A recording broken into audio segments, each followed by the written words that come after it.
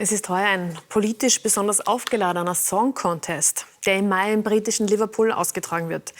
Im Vorjahr hat die Ukraine gewonnen und Liverpool hat sich bereit erklärt, ihm stellvertretend Gastgeber zu sein. Und wir, also Österreich, schicken heuer ein Frauenduo ins Rennen. Gleich begrüße ich die beiden bei uns im Studio. Zuvor Didi Pätschl mit einem Ausblick auf den Song Contest 2023. Das sind sie also, unsere Song-Contest-Kandidatinnen für Liverpool. Hallo, ich bin Thea, ich bin 22 Jahre alt, ich bin Sängerin, Songwriterin und ich komme aus Wien. Mein Name ist Salina, ich bin 24 Jahre alt, ich wohne in Wien und ich bin selbstständige Sängerin. Und wir gehen gemeinsam für Österreich zum ESC. Yeah. Die beiden Musikerinnen sind keine Unbekannten. Thea und Selina haben sich vor 2 Jahren bei der Castingshow Starmania 21 kennengelernt. Die beiden Vollblutmusikerinnen träumen seit ihrer Kindheit davon, beim Song Contest zu singen. Jetzt konnten sie die Vorauswahl für sich entscheiden. Der Entscheidungsprozess war diesmal ein ausführlicherer als die letzten Jahre, weil wir haben wesentlich mehr Menschen einbezogen in die Entscheidung für den Song. Auf der einen Seite eine sehr große Fachjury, auch mit einer internationalen Beteiligung. Und auf der anderen Seite haben wir die OGAEs mit einbezogen. Das sind die Fanclubs aus den verschiedenen Ländern. Das heißt, wir haben ein sehr breites Fachpublikum mit einbezogen. Der diesjährige Song Contest ist politisch besonders aufgeladen. Nach dem Sieg der ukrainischen Band Kalush Orchestra im Vorjahr hat sich Großbritannien bereit erklärt, den Wettbewerb stellvertretend auszurichten. In der Ukraine ist das wegen des Krieges nicht möglich. Für Song Contest Projektleiter Stefan Zechner bringt das viele zusätzliche Herausforderungen.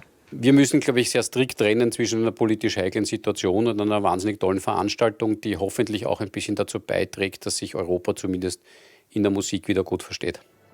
Auf Thea und Selina warten jetzt jedenfalls einige aufregende und arbeitsreiche Monate. Ihr selbstgeschriebenes Song-Contest-Lied werden sie dann im März präsentieren.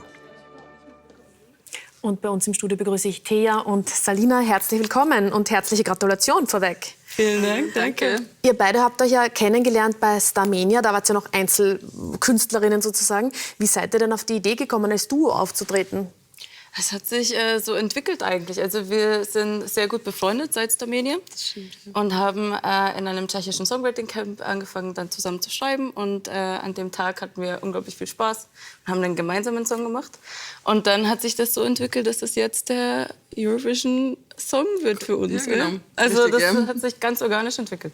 Und ihr habt beide schon auch Casting-Erfahrungen. Also wie lange habt ihr denn schon darauf hingearbeitet, jede von euch beiden da mal aufzutreten bei diesem Song-Contest? Es ist eigentlich ein Kindheitstraum von uns beiden. Also wir machen schon ewig Musik, seit wir klein sind. Und die erste Berührung mit dem ESC haben wir du mit 7 Jahren, ich mit 9 Jahren gehabt. Und da war dann klar, dass man auf so eine große Bühne will. Hingearbeitet hat man dann natürlich wahrscheinlich erst, als man später, älter wurde. Genau, also wir waren beide tatsächlich schon mal im Vorentscheid 2. Platz.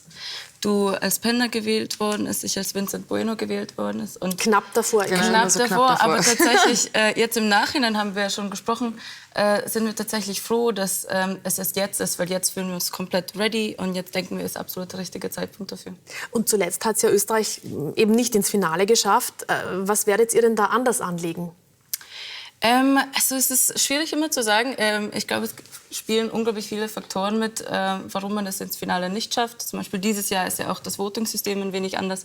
Von dem her kann man schwer sagen, wie wir das am besten machen oder was wir da jetzt anders machen unbedingt. Aber wir wissen, wir geben unser Bestes, wir machen ein cooles Konzept. Genau, die ganze Leidenschaft, die ganze Liebe zur Musik einfach reinstecken. Absolut, und wir stehen zu 100% hinter unserem Song. Von dem her, wir denken, das ist der richtige Weg. Jo. Worauf freut ihr euch da am meisten?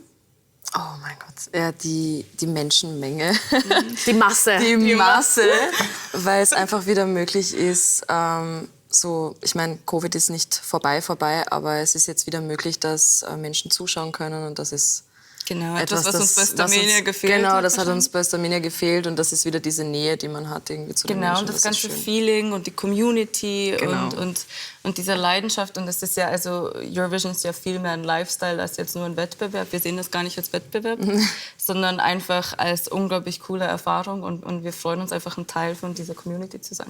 Abschließend noch die Frage, der Song Contest gilt ja heuer als politischer, vielleicht auch als sonst, weil eben im Vorjahr die Ukraine gewonnen hat und jetzt in Liverpool ausgetragen wird. Spielt das für euch eine Rolle? Uns ist absolut bewusst, dass dieses Jahr eben die politische Seite von dem Eurovision Song Contest auch im Mittelpunkt stehen wird oder schon ist und letztes Jahr auch schon war. Wir sind unglaublich dankbar, dass Eurovision eben so eine Community ist, dass England mit der Ukraine zusammen diesen Contest führen kann. Und das steht eigentlich genau, also der Eurovision ist genau das, eben diese Gemeinschaft und diese Verbundenheit durch die Musik. Und wir sind unglaublich stolz, ein Teil davon sein zu können. Ja, das ist das Schöne daran, einfach diese Gemeinschaft, dass man da zusammenhält in so einer Zeit. Kannst du schon irgendwas verraten über den Song und wann wird er denn präsentiert? 8. März, 8. März. Ö3, das haben wir heute schon 1000-mal gesagt und wissen schon Bescheid, dass wir nicht viel sagen 8. dürfen. März ist ja eigentlich ein Frauentag. Spielt Genau. das vielleicht eine Rolle? Tatsächlich reiner Statement schon, oder? Ja. Also dadurch, dass wir 2 Frauen sind. Und uns Ist es schon mal ein Statement? Ist schon mal Es ist schon mal ein Statement, definitiv. Nein, also es ist auf jeden Fall dadurch, dass wir in einer Branche sind, wo man öfters sich eigentlich vorstellt, dass Frauen in Konkurrenz miteinander sind, ist es schon ein reines Statement, dass wir uns unterstützen und das zusammen machen. Aber ob es mit dem Song was zu tun hat, das... Fahren wir dann am 8. März. Da müssen wir noch ein bisschen durchhalten. Vielen Dank. Vielen Dank, Thea und Salina, für den Besuch bei uns im Studio. Vielen Dank. Dankeschön.